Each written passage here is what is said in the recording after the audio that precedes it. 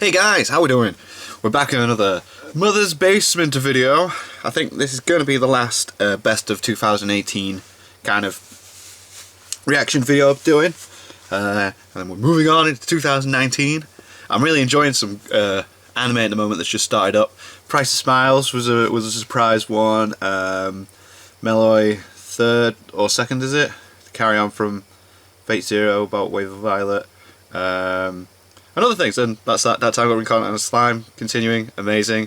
And this is the top 10 anime openings of 2018. Now, I'm sure he's going to have like stuff that I've not even watched on here, but the two I really want to see, just because of music-wise, always stays in my head, is Black Rover from Black Clover.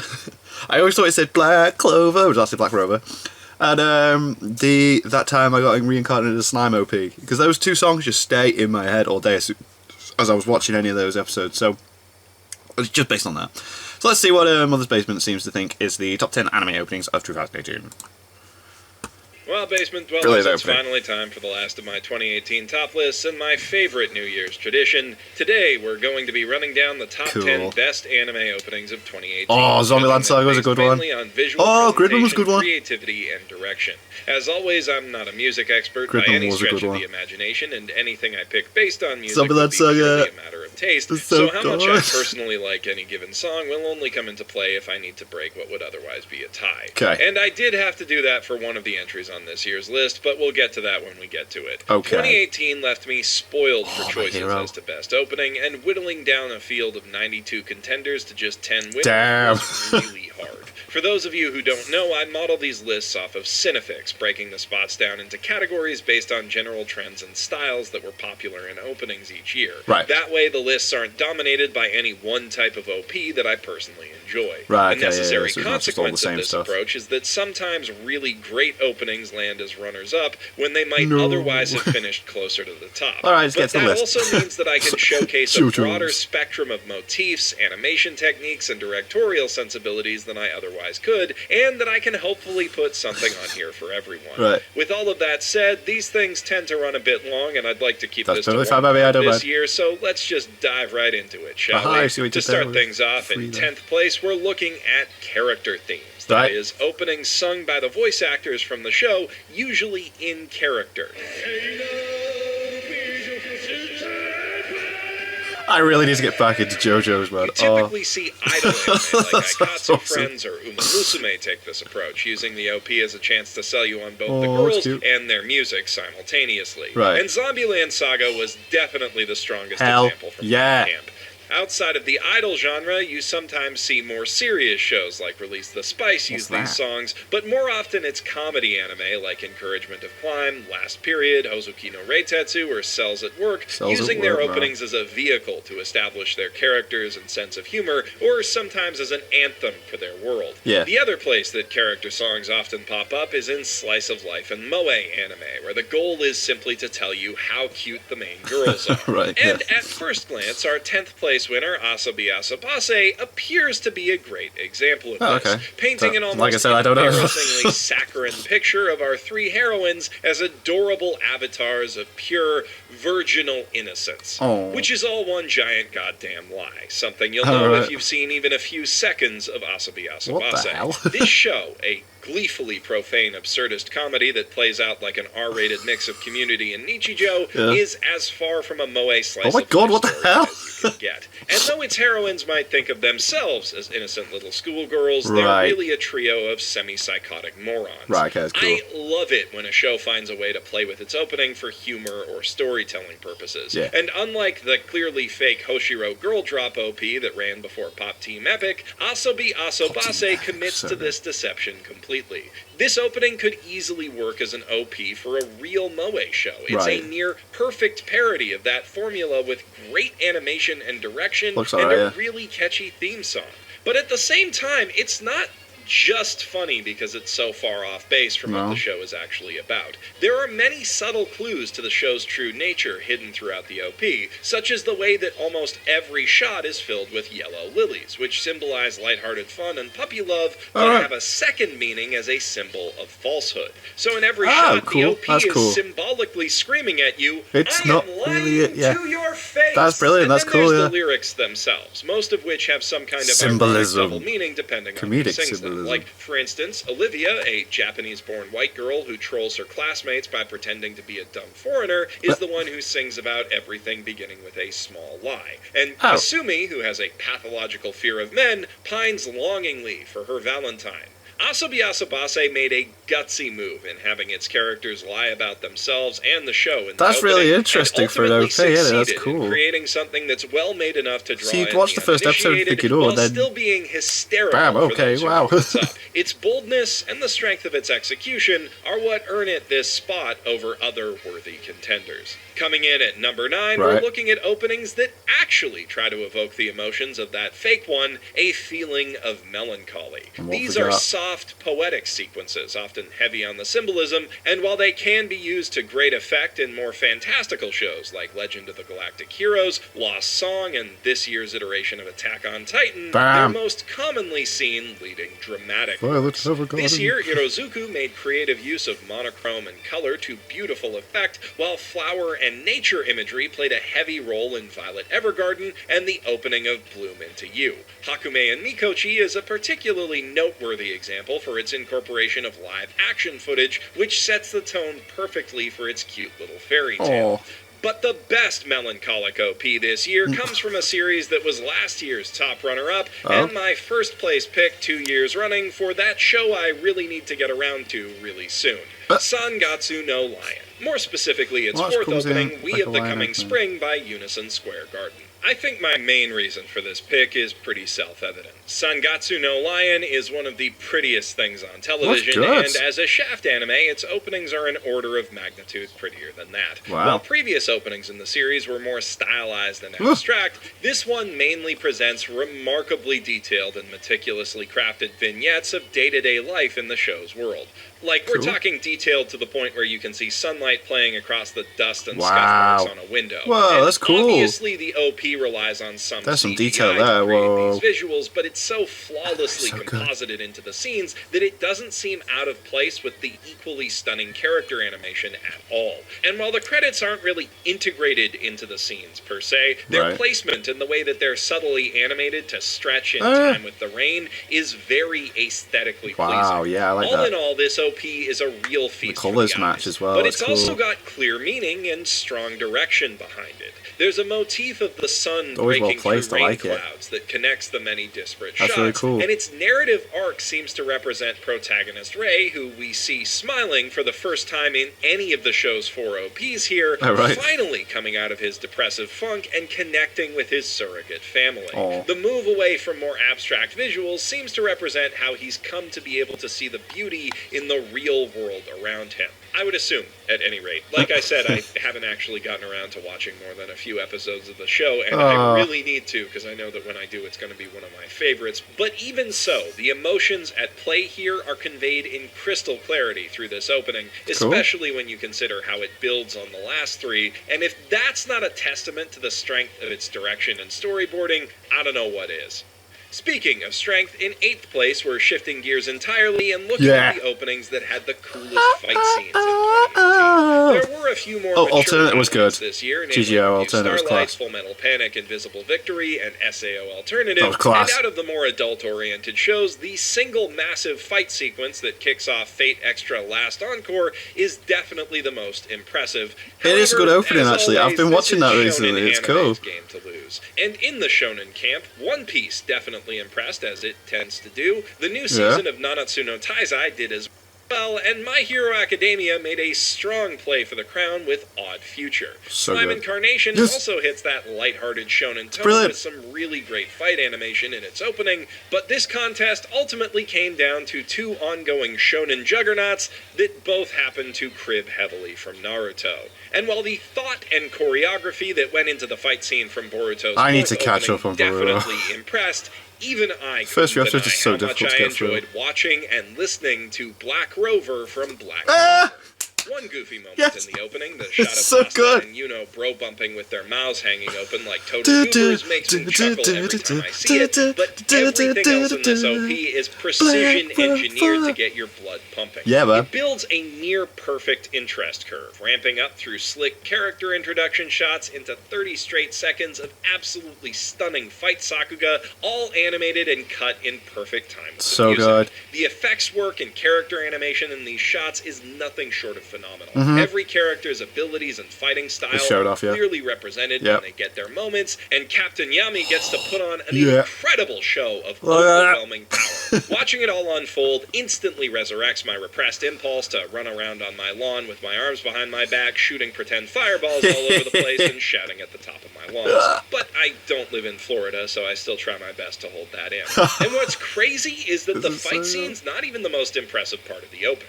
That would be the dinner table scene, which is one of the most thoughtfully composed single-shot sequences. It shows everyone's personality off perfectly. Every cast member's personality shines through in how they're behaving. It's great. At any given moment, there's at least himself, three different, equally funny gags going on all at once and playing into each other in the background.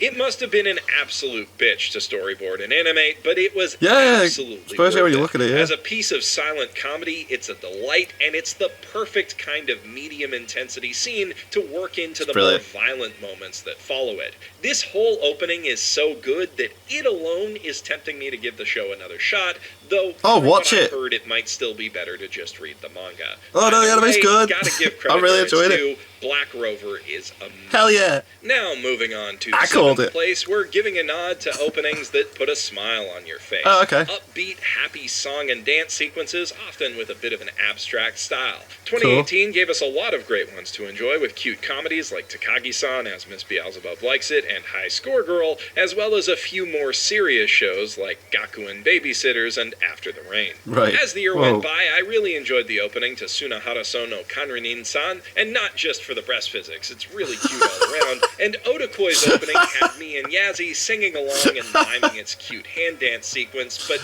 even as I was loving those openings, I felt a bit sad because I knew they wouldn't win this. That's cool. The winner of this category was more or less set in stone as early as January 4th, when it became obvious to anyone who was paying attention that Yuru Camp had the happy-go-lucky OP to beat in 2018. Not only is Shiny Days by Asaka a doo-wop number of such intense power that it is physically impossible not to smile as soon as you hear its opening lyrics, but the visuals that accompany it are out of this world. Literally. Because the tent turns into a rocket ship. Do you get it? That's so cool. The most heartwarming, imaginative, animated whimsy. Oh wow, it is. Yeah, I'm smiling just watching that. The girls and doggos are too damn cute for this earth, and okay, can I be square with you guys? I'm trying really hard to discuss this OP analytically, but every time I play part of it that I want to talk about, I can't physically stop myself from smiling and singing along. So forgive me if this isn't quite as well put together as the other parts of this. Perfectly fine. It does look very cute. Like, wow. Pure joy packaged into a minute and 30 seconds with some remarkably clever direction at play. In its first segment, the title cards are turned into a physical cube around the characters, allowing for a slick single-shot sequence that shows off many of the locations they visit in abstract, while still drawing your attention to the show's most important credits. It's also really cool that they went the extra step to translate those to English for the simulcast. A lot of the OPs on this list simply impress with their Sakuga cuts, and Yuru Camp definitely has its share of those, but OP director Masato Jinbo shows remarkable skill at making use of still images and limited animation in time with the music to create a playful, relaxing atmosphere even when the frame count isn't super high. Some of its animations and assets are very simple and static, but every one is used to its fullest potential in a very successful effort to plaster a dumb smile on my face that just won't go away. Cool. Pure joy isn't the only good feeling that an OP can elicit, though, and in our 6th place spot, we're honoring those that sought to inspire a swelling of positive emotions and a general sense of optimism in their viewers. These openings are similar in tone to the fun ones we just looked at, but tend to take a more realistic, cinematic approach instead of using bubbly, candy-coated motion graphics. This year gave us many great examples to choose from, including dramas like Run with the Wind, Otakun, and Rascal Does Not Drink Senpai, comedies like Grand Blue and Comic Girls, and even some kids shows like Cardcaptor Sakura Clear Card and, surprisingly, Zoids Wild. But once again, the winner in this field laid claim to its spot very early on, as it was literally the first new show of the year. A place further than the universe, or Yorimoi's opening, The Girls Are All Right by Saya. I've already made a whole video breaking down the little details and directorial flourishes that make this opening so good, so I'll refer you over there if you want specifics. But to put it simply, Yorimoi features some of the most evocative shot composition and editing of any anime I've seen. It feels in many ways like the kind of show that Edgar Wright would make if he were an anime director, and this OP is a showcase of its greatest cinematic strengths. It's animated to look as though it was filmed by the girls themselves, goofing around in front of the camera, makes it more personal, sometimes in front of what appears to be a drone. And it's really impressive how authentically rough and amateurish they managed to make many of its shots through detailed character animations, subtle camera shakes, and gorgeous lighting effects. But while it has the look of an authentic amateur film, its editing is anything but amateurish. Yeah, it's class, it is isn't it? expertly cut together to ensure that all of its disparate visual gags and cute character moments play in perfect time with the music, and they all tie together into an overarching narrative about how, with the help and encouragement of your friends, you can break free of stagnation, build a dream for yourself, and turn it into reality. In other words, it's a mission statement for everything that the show is about. One that demonstrates the emotional highs that it aims to reach and shows how fun the journey will be to get there. Also, admittedly, it is a very cute sequence of cute girls doing cute things, which is another big part of the show's appeal. This OP tells you basically everything you need to know about the series right off the bat, and it does so with impeccable style.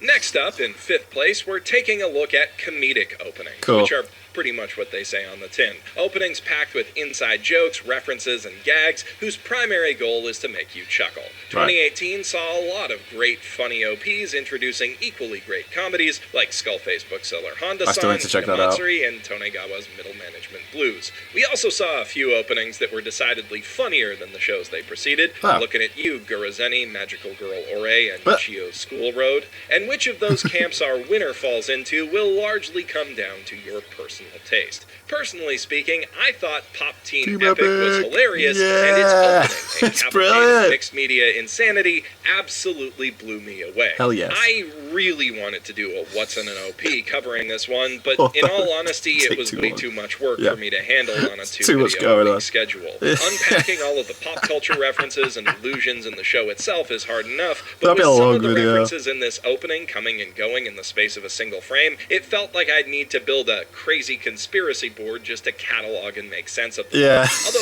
if I had, breaking it down in such a manner would have been oddly appropriate. This whole sequence is a conspiratorial schizophrenic fever dream, presenting a reality where everyone and everything could be Pipimi or Papuko, where world history and pop culture alike bend to the whims of our weird waifu gods, and you cannot escape their watchful eyes and their bemused cat-like smiles. Watching this OP is a real trip, and it would be downright eerie if the theme song weren't such a bop. It's not uncommon to see anime openings I've got my Pop Team Epic t-shirt on to see them truly embrace psychedelic imagery the way that Pop Team Epic does. Every other second, it's showing you something new, unexpected, and I always get weird looks whenever I'm on Pop Team Epic in the shop. And animation styles in creative ways. It's a unique OP, perfect for such a unique show, and it does a great job of representing how Pop Team Epic itself mixes media, makes use of rapid-fire non-sequitorial humor, and takes a figurative nail bat to the fourth wall. This is one of those OPs that grabs your attention immediately with almost hypnotic visuals and music, and doesn't let go. If you catch even a second of it, you're probably in for the full episode, and maybe the alternate version with different voices and slightly different jokes, too. Speaking of non-sequiturs, 4th place goes to the non-combat-oriented opening that did the best job of delivering on the most important emotion of all, hype. Though these openings don't focus on fighting, they nonetheless aim to get your heart racing and make you want to get up and go, putting you in just the right mood to enjoy some heart-pounding action. Gridman, Double Decker, and Golden Kamui all brought the heat this Double Decker's good as well, speak, oh, check that out if you've not watched it. To get you excited for tokusatsu fights, cop drama, and eating shit, respectively. But sports anime tend to dominate in this category, and 2018 was no exception to that rule. Inazuma 11, Captain Tsubasa, and Hinamaru Zumo all had me feeling pumped, and Free Dive to the Future was gorgeous and I need to catch up on Free. OPs tend to be.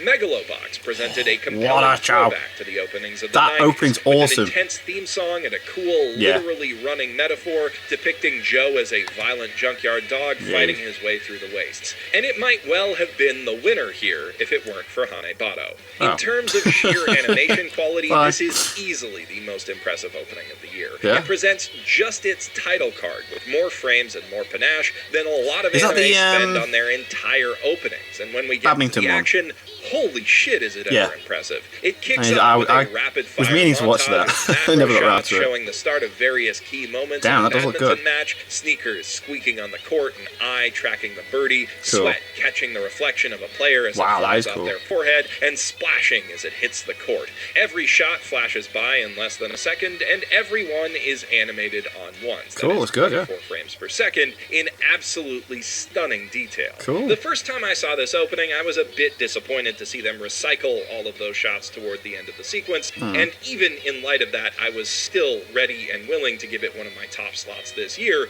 But what I didn't realize at the time is that what they show at the end is entirely new animation of equal quality, depicting the follow-through of each action shown in the first montage. A framing device that implies all of the emotional drama that plays out between the two sequences gets packed into every swing of the racket in the show itself. They put an incredible amount of care and attention to detail into a sequence that has to be slowed down just so that you can visually understand what's going on, and equal care and attention into everything else.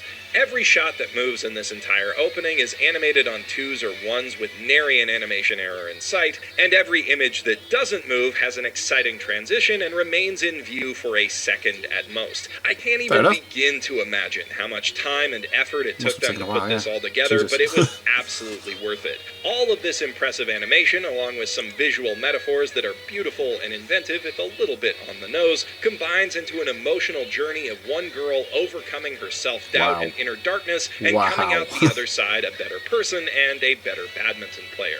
Which is, sure, a bit cheesy when you see it play out in the show, but when it's all condensed into this one glorious, emotional musical number, it feels positively exhilarating. On top of that, this has some of the most creative credit integration I've seen all year, and that alone would make me consider it for one of my top spots on this list. It is a truly incredible opening. Now we're finally getting into the home stretch, and in third place we find the category that I had the most trouble deciding on: atmospheric openings, or dramatic openings? See, I'm even having trouble deciding on a name for the category. These are OPs that aim to set a more serious tone.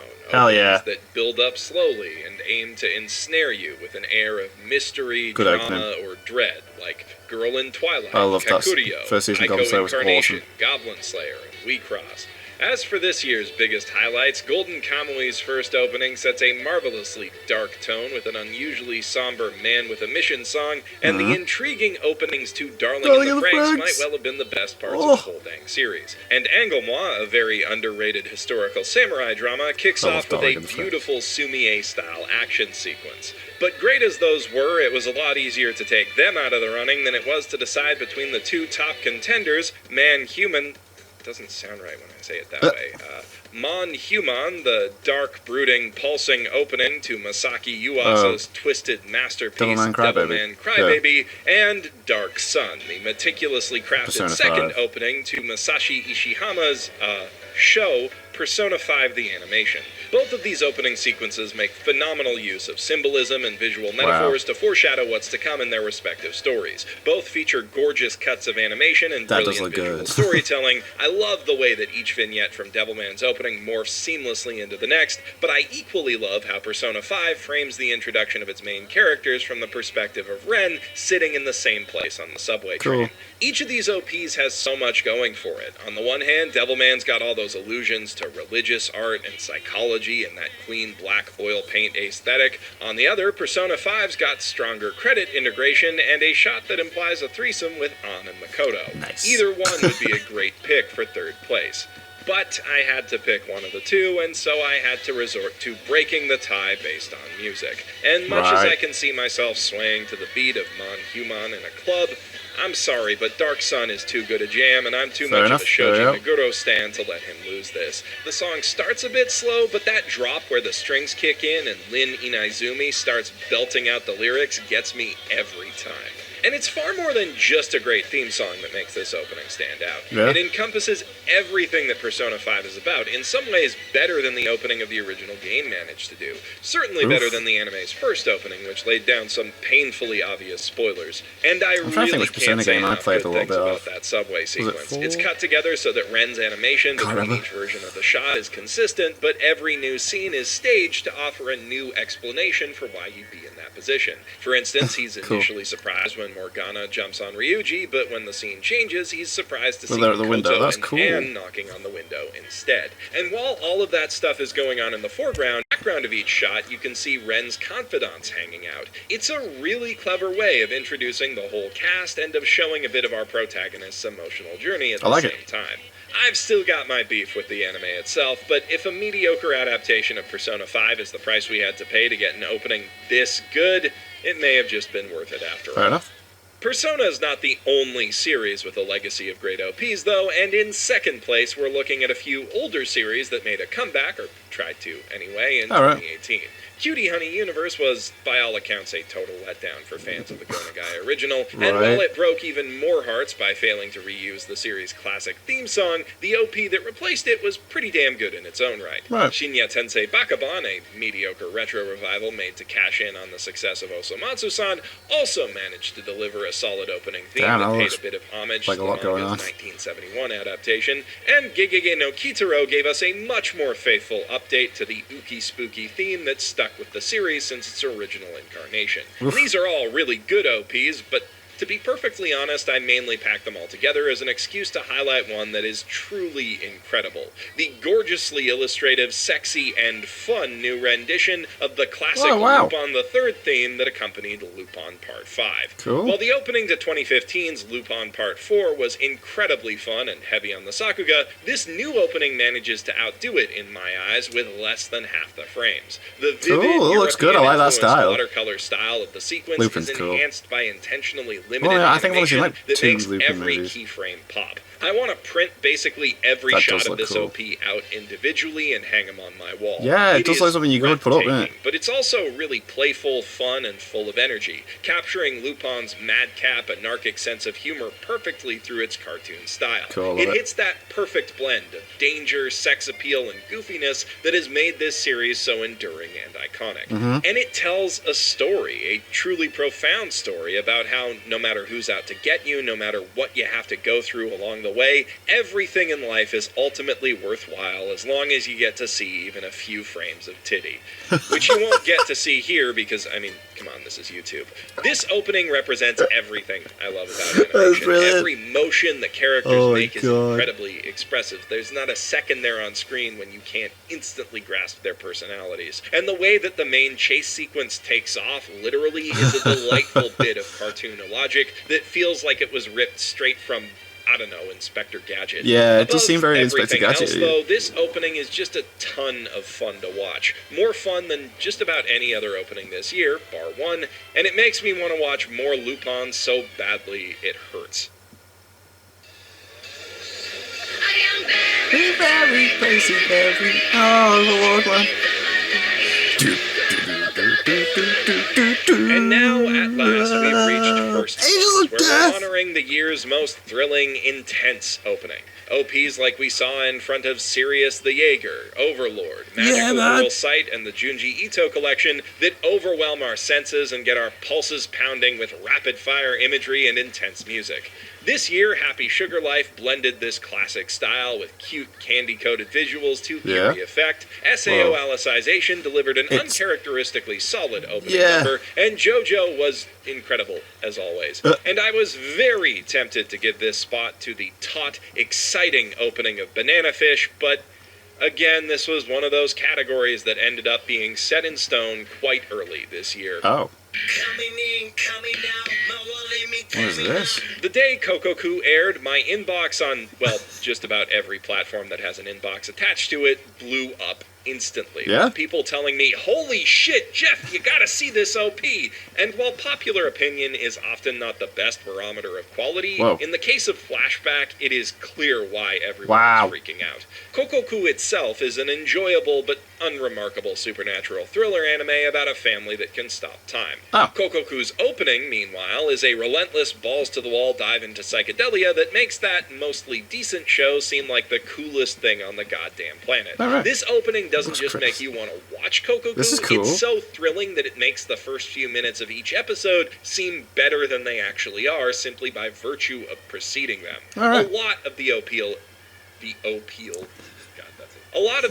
of this OP comes simply from how great its theme song is and how every subtle fluctuation in its beat and rhythm matches up with the visuals in one way or another. It is a phenomenal music video, first and foremost, and perhaps not the best representation of what's really a slow-paced mystery, but it's so good that that kind of doesn't matter. The way that this opening represents the show's concepts, stopping time, the monstrous heralds, the dysfunctional family dynamic of our protagonists, is positively inspired. The OP establishes and builds on several visual motifs, including clock imagery, obviously, and the repeated use of hearts. Makes sense, because they can stop time, that's cool. In unexpected ways. My favorite part is the montage of the family members framing stop signs with heart hands, that is cool. Which takes a dark turn when a real heart is inserted into the sequence and then crushed before our eyes. Damn. I love how willing this opening is to evoke nightmare imagery. I love how it blends animation and real photography that's cool. Intense contrast to blur the lines between the two. I love this goddamn song so much. That